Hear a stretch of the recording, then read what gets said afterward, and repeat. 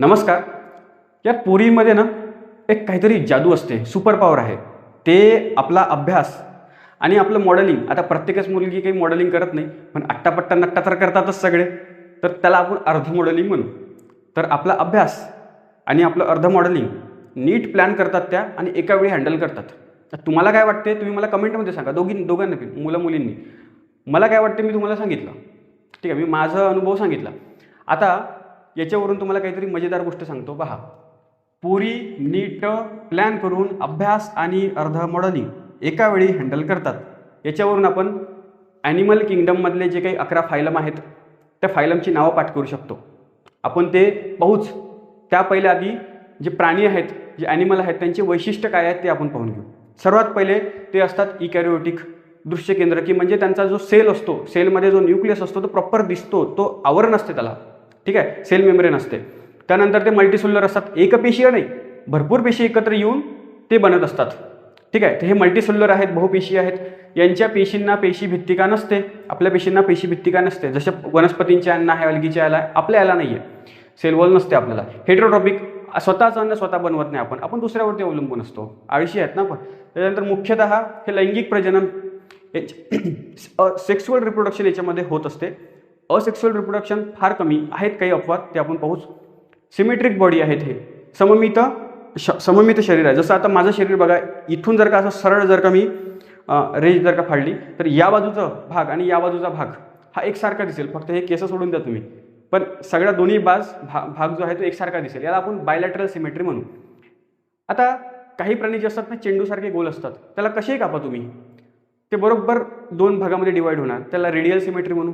तर अशा प्रकारचे सिमेट्रिक, जास्त करून प्राणी हे सिमेट्रिक आहेत. काही प्राणी जे आहेत ते असिमेट्रिक आहेत. जसं पोरीफेरामध्ये काही प्राणी आहेत ते असिमेट्रिक आहेत. ते आपण पाहू. अपवाद तर दोन्ही याच्यामध्ये आहे. आता बघा, हे जे प्राणी किंगडम आहे, ॲनिमल किंगडम आहे, प्राणीसृष्टी. तर प्राणीसृष्टीचे 11 फायलम आहेत, 11 संघ आहेत. आणि याच्यावरती भरपूर प्रश्न आहेत. 2018 पासून तर 2025 पर्यंत राज्यसेवा पूर्वपरीक्षा, कंबाईन गट व पूर्वपरीक्षा, कंबाईन गट पूर्वपरीक्षा, ह्या सर्व याच्यामध्ये एवढ्या वर्षामध्ये जवळपास 30 प्रश्न विचारलेले आहेत. आणि सर्वात जास्त प्रश्न कंबाईन गट ब आणि गट कचे आहेत. त्याच्यावरती त्यांचा फेवरेट टॉपिक आहे हा. ठीक आहे, तर एक एक करून आपण पाहू. बॅक टू दॅट ट्रिक अशी आहे आपली, की पोरी नीट प्लॅन करून अभ्यास आणि अर्धा मॉडेलिंग एका वेळी हँडल करतात. तर पोरीवरून येणार पोरीफेरा, नीवरून येणार निडारिया, त्यालाच सिलेंटरेटा दुसरं नाव आहे. टवरून येणार टेनोफेरा, प्लॅनवरून येणार प्लॅटीहेल्मिंथिस चपटेकृमी, अभ्यासचा अवरून येणार ॲसिहेल्मिंथिस, त्याला दुसरं नाव आहे नेमॅटोडा. ॲसिहेल्मिंथिस म्हणजे गोलकृमी आहेत ते. आणीवरून येणार ॲनिलिडा, वलयंकित कृमी. अर्धवरून येणार आर्थोपोडा, संधिपाद प्राणी आहेत ते. मॉडेलिंगवरून येणार मोलुस्का, त्यांचं शरीर मृदू असते म्हणून मृदुकाय प्राणी म्हणतात त्यांना. एकावरून येणार इकॅनोडर्मॅटा, हँडलवरून येणार हेमिकॉर्डेटा आणि कर्तातवरून येणार कॉर्डेटा. कॉर्डेटा म्हणजे मध्ये आपण येतो. आता बघा, कोणत्या टॉपिकवरती किती प्रश्न विचारले ते पण मी लिहिलेलं आहे. हे जरी 30 प्रश्न जे मी तुम्हाला म्हणलं तर ते कुठे विचारले. पोरीफेरावरती 1 प्रश्न, निडारियावरती 4 प्रश्न आहेत. त्याच्यानंतर ॲसिहेल्मिंथिस नेमॅटोडवरती 2 प्रश्न आहेत. ॲनिलिडावरती 3 आहेत. ऑर्थोपोडावरती 5, मोलस्कावरती 3 आणि सर्वात जास्त कॉर्डेटा 12 प्रश्न आहेत. ते सगळे प्रश्न आपण पाहणार आहोत. आता एवढे जे 11 फायलम आहेत ते मला नाही वाटत एका व्हिडिओमध्ये कव्हर करता येईल. ते शक्य नाही आहे, कारण घाईघाईमध्ये जर का शिकवलं तर त्याला काही फायदा नाही ना. शिकायचं तर प्रॉपर शिकायचं. ठीक आहे, तर आपल्याला या टॉपिकला 4-5, मला वाटते तर 3-4 भागामध्ये डिवाईड करावं लागेल. तेव्हा कुठं प्रॉपर आपल्याला अभ्यास होईल तो. तर पार्टमध्ये आपण डिवाईड करू. आणि ही जी ट्रिक आहे तर ती मी बनवलेली, स्वतः बनवलेली. अर्धा दिवस गेला याच्यामध्ये माझा. ठीक आहे, तर हे जे आहेत हे आपण 4 पार्ट्समध्ये डिवाईड करू याला प्रॉपर. तर सुरुवात करू. सर्वात पहिला जो फायलम आहे तो आहे पोरीफेरा. ठीक आहे, आता जो पहिला फायलम आहे त्याचं नाव आहे पोरीफेरा. ठीक आहे, पोरीफेरा. पोरी म्हणजे काय होत असते, पोअर्स, आणि फेरा म्हणजे बॉडी. म्हणजे असं शरीर ज्यांच्या छिद्र आहेत, यांच्या शरीरावरती ना छिद्र असतात स्पंज सारखे. जसं स्पंज असतो ना तशासारखं यांचं शरीर असते. त्यांना अवयव नसतात. ऑब्व्हियसली त्यांना टिश्यू पण नाही आहे. अवयवच नाही तर टिश्यू पण नाही आहे. हे पाण्यामध्ये एका जागी चिकटून राहतात. ठीक आहे, म्हणून यांना ना सेडिमेंटरी, जिथे जे एका जागी चिकटून राहतात त्यांना सेडिमेंटरी असं म्हणत असतो. असे प्राणी आहेत हे जे एका जागी हालचाल करू शकत नाही, इकडून तिकडे जाऊ शकत नाही. मग यांना प्राणी का बरं म्हणतो तुम्हाला समजेल पुढे. ते असिमेट्रिक असतात. म्हणजे त्यांचं शरीर जर का 2 तुकड्यामध्ये डिवाईड केलं तर ते एकसारखे दिसणार नाही ते 2 तुकडे. ठीक आहे. ते तुम्ही त्याचं फोटो जर का पाहाल ना तर ते असिमेट्रिक असं झाडासारखं, म्हणजे असं हत्तीचं सोंड कसं असते त्याला असं उलटं करा. ठीक आहे. तर तशासारखं ते भरपूर सारे असिमेट्रिक असतात, ते असममित. त्यांच्यामध्ये रिप्रोडक्शन असेक्सुअल आणि सेक्सुअल, लैंगिक अलैंगिक दोन्ही प्रकारचे होते. आता ते हलू शकत नाही, काही करू शकत नाही, त्यांना अवयव नाही आहे. मग ते प्राणी का बरं आहेत? त्यांच्यामध्ये अशा पेशी असतात जे प्राण्यांमध्ये, प्राणी जे आपण अन्न खातो, अन्न डायजेस्ट करतो, रिप्रोडक्शन करतो, हे जे प्राणी आहेत त्यांचं गुणधर्म आहेत. मग यांच्यामध्ये ते गुणधर्म आहेत का? तर हो, हे पेशी करत असतात हे काम. त्यांच्या पेशी म्हणजे काय होत असते? साइट्स. तर हे ज्या पेशींनी बनलेलं आहे, तर वेगवेगळ्या पेशींनी बनलेले आहेत ते.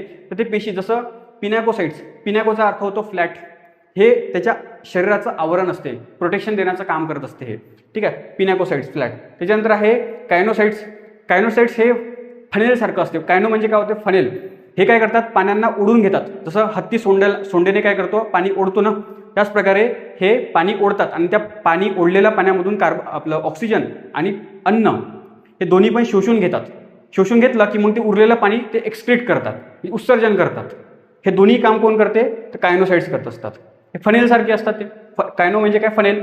ठीक आहे. हे पाणी शोषून घेतात, उत्सर्जन पण करतात, अन्न आणि ऑक्सिजन त्याच्यामधलं घेऊन घेतात. त्याच्यानंतर आहे आर्किओसाइट्स. आर्किओचा अर्थ होतो एन्शियंट, आदिम, पुरातत्व. यांचं काम काय आहे? तर हे जे अन्न आणि ऑक्सिजन घेतलेलं आहे तर त्याचं डायजेशन करण्याचं काम, त्याचं तोडून ऊर्जा निर्माण करण्याचं काम कोणाचं असते? तर आर्किओसाइट्सचं असते. त्याचप्रकारे जे रिप्रोडक्शनसाठी जे एक सेल, अंडपेशी आणि शुक्राणुपेशी पाहिजे असते, ते पण कोण तयार करते? आर्किओसाइट्स तयार करत असतात. त्याच्यानंतर आहे मायकोसाइट. मायकोचा अर्थ होतो मसल. म्हणजे हे काय करतात? ते आपला आकार लहान मोठा करतात. त्याच्यामुळे पोरीफेरा आपलं शरीराचा आकार ना छोटा करू शकतात, मोठा करू शकतात. ते बघा, त्याचा तुम्ही जर का व्हिडिओ पाहाल ना तर ते असं हळूहळू कमी जास्त होताना दिसते, परंतु एकाच जागी राहतात ते चिकटून. हे त्यांचे गुणधर्म आहेत. आता पोरीवरून लक्षात आलं, पोरींना ना पावडर लावायची खूप सवय. आपण पोरं नाही लावत आपण, पण पोरी बरं त्याच्यातल्या त्याच्यात ते काय करतात? स्पंज घेतात. स्पंजने पावडरला स्पंज लावतात, मग ते लावतात. सायको नाही का त्या? सायकोच म्हणणार ना आपण. हात दिलेले आहे देवानी, हाताने लावा ना असं असं नाही, पण त्या स्पंज घेणार, त्यांनी लावणार. सायको आहे त्या पोरी. तर सायकोवरून काय? सायकोवरून सायकॉन. पोरींचं उदाहरण, पोरीफेराचं उदाहरण आहे सायकॉन. ठीक आहे. आणि स्पॉन्जिला, स्पंजने पावडर लावतात ना ते स्पॉन्जिला. हे दोन उदाहरणं आहेत पोरीफेराचे, लक्षात. त्यानंतर आहे दुसरा फायलम निडारिया. त्याला दुसरं नाव आहे सिलेंडरेटा. आता याची वैशिष्ट्य काय आहेत?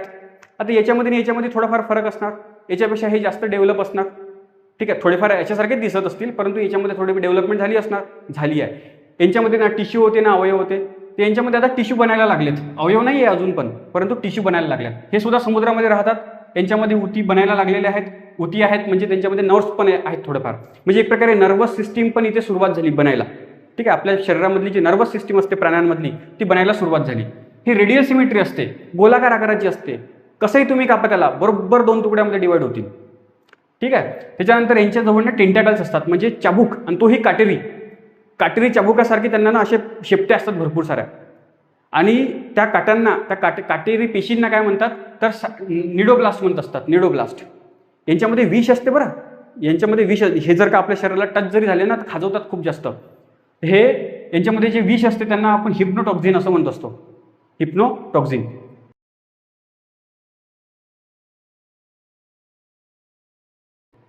तर हे काटेरी चाबुकासारखे यांना टेंटॅकल्स असं म्हणतो, स्पर्शिका असं म्हणणार आपण. हे कॉलनी करून राहतात. ज्या प्रकारे मनुष्य गावागावामध्ये, शहरामध्ये कॉलनी करून राहू लागला ना, त्याच प्रकारे हे जे असतात निडारिया, ते सुद्धा कॉलनीमध्ये राहतात. याची उत्तम उदाहरण आहे आपल्या बघा, अंदमान निकोबार असू द्या किंवा मालदीव असू द्या, तिथे कोरल रिप्स आहेत भरपूर. समुद्रामध्ये सुंदर असा फुलांचा बगीचासारखा दिसतो कोरल रिप्स. भूगोलामध्ये तुम्ही वाचत असाल. ते कोरल रिप्स त्याचं उदाहरण आहे. हे बघा, सगळे झुंडमध्ये राहतात ना, ते कॉलनी करून राहतात. आणि जे कॉलनी करून राहतात त्यांना आपण झोइड्स म्हणत असतो. ठीक आहे. झोइड्स असं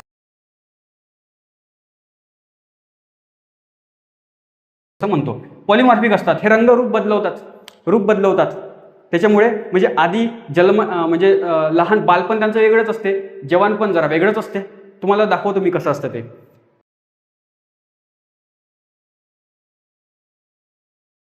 आता याची उदाहरणं कोणती आहेत?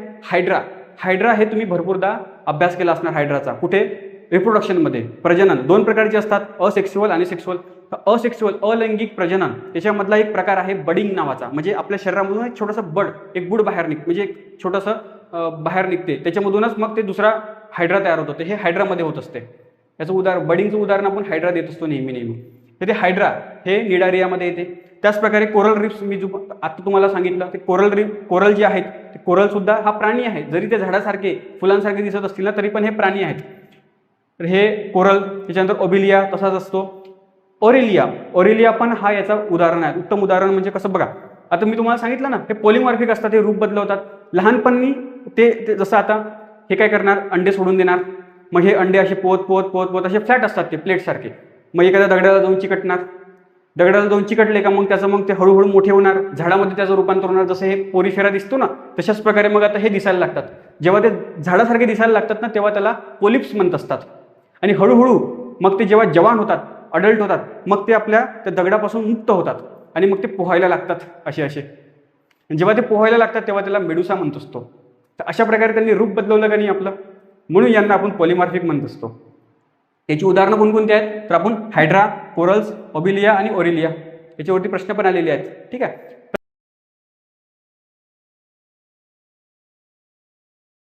तर अशा प्रकारे हे निडारियाचं उदाहरण, निडारियाबद्दल आपण अभ्यास केला. आता त्याच्या पुढचं आपण पाहू. धन्यवाद.